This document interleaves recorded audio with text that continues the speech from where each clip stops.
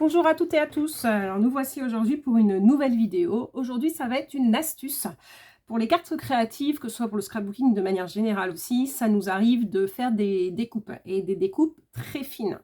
Moi j'en fais notamment beaucoup pour tout ce qui concerne les sentiments. J'achète beaucoup de die qui permettent de découper des sentiments et de les coller sur une carte, ce qui donne une finition plus professionnelle. Là, j'ai acheté dernièrement, je vous l'avais montré lors de la vidéo unboxing Stampin' Up, le cahier de gaufrage avec justement des mots. Ça permettait d'embosser. Et ensuite, avec le die cut, découper les sentiments. Donc c'est comme ça que j'ai réalisé ce genre de choses. Donc là, vous avez notamment le bravo, donc qu'on va utiliser aujourd'hui pour coller. Donc là, vous avez des parties qui sont quand même assez fines. Quand on prend de la colle de ce type-là, on en met un peu beaucoup et ça peut faire des pâtés, ça peut même dépasser le papier. Et du coup, vous allez faire des taches sur votre carte, qui est pas jolie, ça reste disgracieux. Donc moi, j'ai trouvé une astuce que je vous partage aujourd'hui. C'est la boîte avec l'éponge. L'intérêt, c'est de prendre une boîte hermétique, pardon. La boîte hermétique, moi je l'ai achetée chez Action, 1 €. L'éponge, c'est pareil. Action, j'ai dû la payer une cinquantaine de centimes. Donc c'est un investissement qui ne vous coûte pas très cher. Et j'ai également acheté de la colle blanche.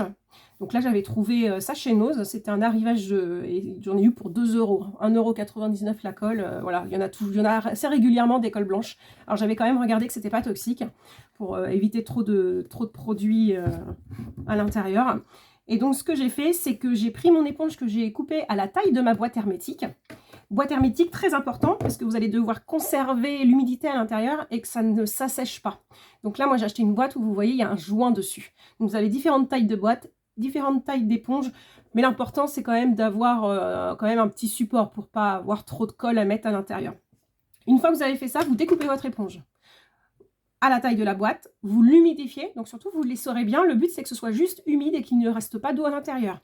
Ensuite, vous videz votre colle à l'intérieur, sur l'éponge, et ensuite vous allez faire pénétrer la colle à l'intérieur de l'éponge. Il ne faut plus qu'il en reste énormément en surface.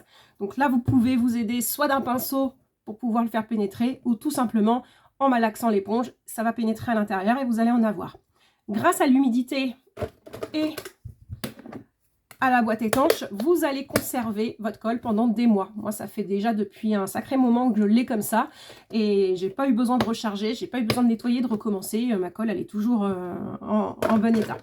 Donc là, je vous montre, ce que je fais, c'est que je prends ma découpe, que je mets dans ma boîte. J'appuie légèrement dessus pour que la colle qui est en surface ou alors qui est juste en dessous remonte sur mon papier. Donc je fais ça tranquillement avec ma pince. Et puis, une fois que j'ai fait tout ça, hop, je décolle légèrement. Donc là, le die, il est quand même un peu large, donc ça va. Mais vous allez pouvoir avoir des fois des découpes beaucoup plus fines. Et donc là, il faut faire attention parce que vous pouvez déchirer le papier.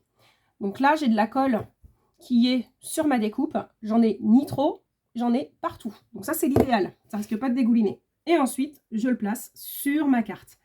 Et j'ai plus que légèrement tapoter avec le doigt pour que la découpe adhère sur ma carte.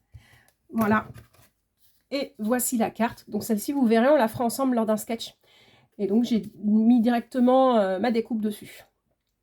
Voilà pour le côté colle. Là, vous voyez, il n'y a rien qui dépasse, il n'y a pas de tache, ça colle bien. Je peux essayer de gratter dessus, ça ne va pas se retirer comme ça. Donc ça, c'est l'idéal. Une boîte, une éponge de la colle, une pince pour pouvoir attraper vos découpes. Et là, vous avez la manière la plus facile de pouvoir coller les choses qui sont beaucoup plus fines et qui demandent de l'extrême précision. J'avais acheté ce genre de petites choses, mais honnêtement, ça se bouge tout le temps, c'est pas très pratique non plus, et il vous arrive des fois même d'en mettre un petit peu trop, et ça dépasse pour les découpes très très fines. Donc moi, je vous conseille cette astuce, la boîte, l'éponge, et vous verrez, c'est révolutionnaire. Voilà, voici mon astuce du jour. Je vous remercie de m'avoir suivi. N'hésitez pas à liker, à commenter et à partager. À bientôt, au revoir.